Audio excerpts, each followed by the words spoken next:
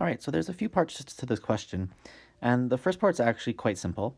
We're being asked to calculate the difference in means in the experimental test grades, so scented minus the unscented.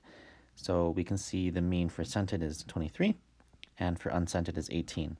So all we gotta do is subtract those two numbers, 23 minus 18, to get 5. So the difference in means is 5. For the second part of this question, we're supposed to use the simulation results to determine the interval representing the middle 95% of the difference in means. So looking at this data here, the important information is that the mean is 0.03 and the standard deviation is 1.548. So just a quick reminder, when you're looking for 95% of the data, as you can see in this table here, it is between the z-scores of -2 to +2. You can see that there's 95% of the data there. Okay, let me just get rid of that. Okay, so to find the interval representing the middle 95%, we are going to take the mean and both add and subtract 2 of the standard deviations. So that would look like 0.03, that's our mean, plus or minus 2 multiplied by our standard deviation of 1.548.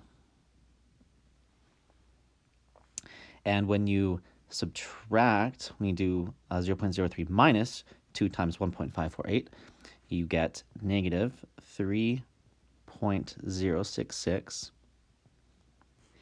And when you add them, we get 3.126. So this is the interval representing the middle 95%. Oh, and I just realized that we're supposed to be rounding this to the nearest hundredth. My apologies. So the actual range would be from negative 3.07 to 3.13. Be really careful with rounding those numbers there. Okay, for the last part of this question, we're asked, is the difference in means in Joseph's experiment statistically significant based on the simulation, and explain.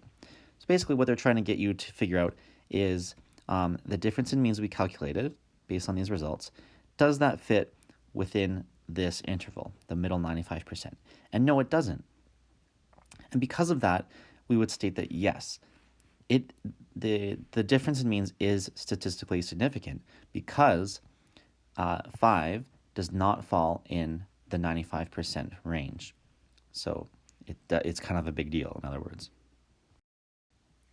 So you can go ahead and read my written explanation there, and that would be it for this video.